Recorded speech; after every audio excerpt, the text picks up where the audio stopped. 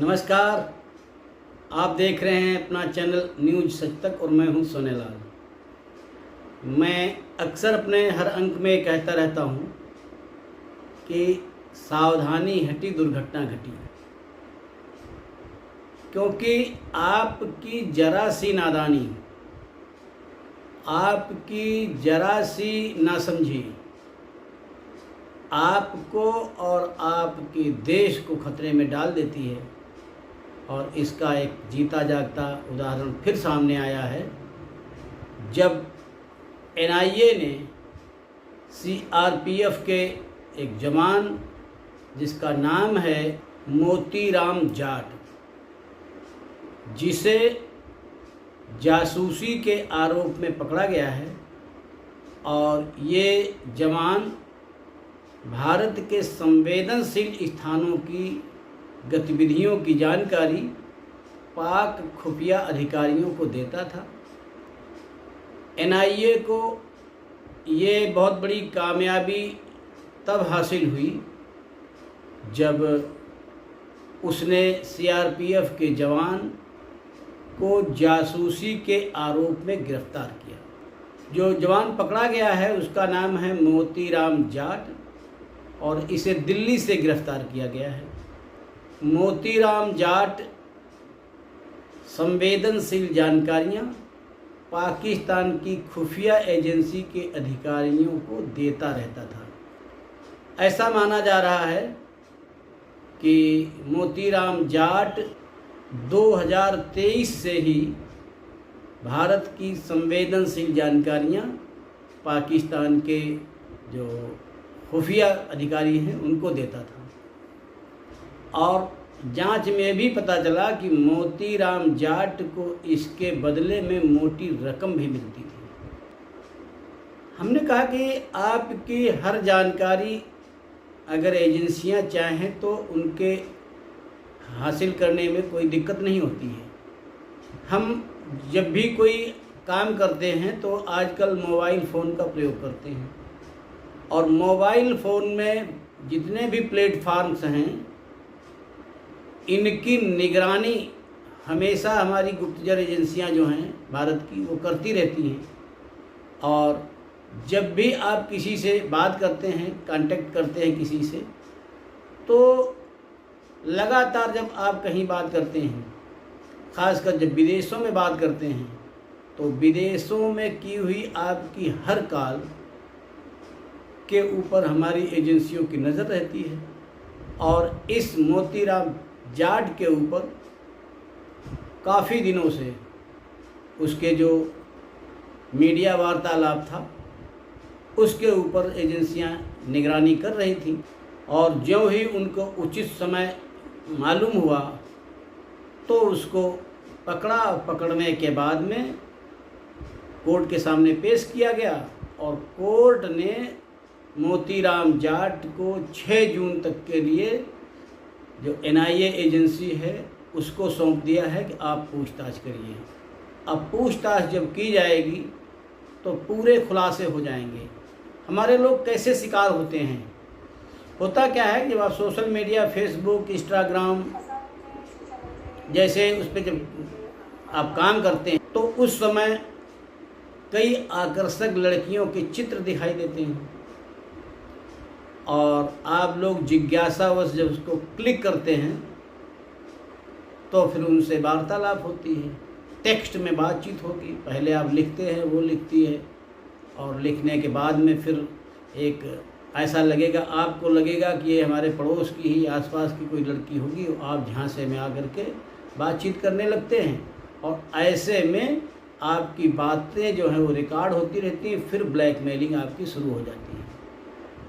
कभी कभी ऐसा होता है और कभी कभी ऐसा होता है कि आपको बातचीत के बाद में आपके इरादों को भांप करके और आपको लालच दिया जाता है कि आप हमारा ये काम करेंगे तो आपको इतने पैसे मिलेंगे, ये काम कर देंगे तो इतने पैसे मिलेंगे। और जहां आपने एक बार लालच में कोई काम किया तो आप एक तरीके से उनके मुंह पास में बन जाएंगे और वहाँ से निकलना आपका बहुत ही मुश्किल होता है। तो इसलिए हमेशा सोशल मीडिया का उपयोग करते समय सतर्क रहिए, जागरूक रहिए और ऐसी किसी भी प्रकार की जो गतिविधियाँ होती हैं उस पर अपने मन को, अपने दिमाग को संतुलित रखना है। अगर आप नहीं रखते हैं तो आप न चाहते हुए भी कई बार ऐसा होता है कि आप मोतीराम जाट जैसी गतिविधियों में लिप्त हो जाते हैं और उसका खामियाजा अब आप देखते हैं, देशद्रोह लगेगा। और देशद्रोह की सज़ा क्या होगी सब जानते हैं। एक तो सबसे बड़ी बात है आपकी इज्जत, आपके परिवार की इज्जत, सब कुछ धूल में मिल जाता है, यहाँ तक कि फोर्स की इज्जत। अब लोग यही कहेंगे कि सीआरपीएफ का जवान था तो सीआरपीएफ की भी बेइज्जती होगी।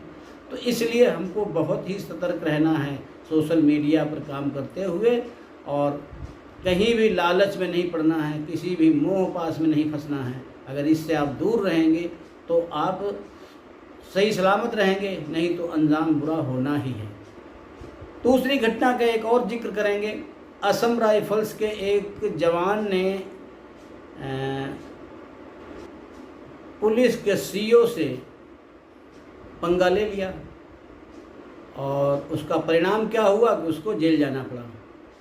दरअसल हुआ ये था कि असम राइफल्स में नौकरी कर रहे एक जवान विकास कुमार प्रजापति छुट्टियों पर देवरिया आए थे, देवरिया के रहने वाले हैं, और वहाँ से वो किसी काम से रेलवे स्टेशन गए थे। और रेलवे स्टेशन पर जो सदर सीओ थे पुलिस अमले के साथ में जांच कर रहे होंगे, तो जांच करने में गाड़ी को खड़ा करने के लिए कुछ उनकी बातचीत हो गई। अब बातचीत होने पर क्या होता है कि हम लोग नौकरी में जब होते हैं थोड़ा तैस में बहुत जल्दी आ जाते हैं और ये भूल जाते हैं कि पुलिस होती है, पुलिस के पास पावर है, उसके पास प्रशासन को सुधारने के लिए जिम्मेदारी दी गई है। उसको जैसे आपको सीमा पर सुरक्षा करने के लिए जिम्मेदारी दी गई है, ऐसे उनको यहाँ पर जो आंतरिक सुरक्षा है उसको सुधारने की जिम्मेदारी दी गई है। तो वो अपनी ड्यूटी को अंजाम देते हैं, उसमें हम लोगों को ज़्यादा हस्तक्षेप नहीं करना। तो चेकिंग के दौरान जब दोनों के बीच झड़प हो गई तो इन्होंने क्या किया, विकास कुमार प्रजापति ने आसपास के कुछ और लोगों को बुला लिया। 10-12 लोग उनके साथ में हो गए, पुलिस वाले कम रहे होंगे। इसमें क्या हो गया, इन्होंने पुलिस के साथ कुछ हाथापाई कर दी और हाथापाई करने के बाद में पुलिस होती है, उसने तुरंत कंट्रोल रूम को फ़ोन किया और बहुत फोर्स बुला लिया। और फोर्स बुलाने के बाद में फिर क्या हुआ कि विकास कुमार और उनके साथ 2 अन्य लोगों को मौकाए वारदात पकड़ते हुए उनको जेल भेज दिया, उनका चालान काट दिया। तो अब होना तो बहुत ज़्यादा कुछ नहीं होगा, लेकिन चालान हो गया। अब इससे अपनी व्यक्तिगत बदनामी भी हो रही है, फोर्स की भी बदनामी हो रही है। तो इसलिए हम लोगों को जब समाज के उसमें जाएं तब ऐसे लोगों से पंगाबाजी करने से बचें, अपना काम करो और चले जाओ, तो ये सबसे बेहतर होता है। लेकिन वहाँ पर जब ऐसी कोई बात होती है तो प्रकाश में आ जाती है। और अब क्या होगा कि शांति भंग में उनका जो है चालान कर दिया गया है, केस तो चलेगा। तो अब जो है ऐसे कामों से भी हमको बचना चाहिए। पुलिस की अपनी जिम्मेदारी है और उसकी जो है ड्यूटी है, उसको ड्यूटी करने में हम लोगों ने बाधा नहीं डालनी चाहिए। तो ये 2 घटनाएं थीं जो सुरक्षा समूहों से संबंधित हैं। तो इसमें लोगों की जरा सी नासमझी से ही इतने बड़े बड़े काम हो जाते हैं, इनसे हमको बचना है। आज के इस अंक में बस इतना ही। अगले अंक में फिर किसी अन्य मुद्दे के साथ आपके साथ प्रस्तुत होंगे। तब तक आप हमारे चैनल को देखिए, लाइक करिए, शेयर करिए और सब्सक्राइब करिए। धन्यवाद।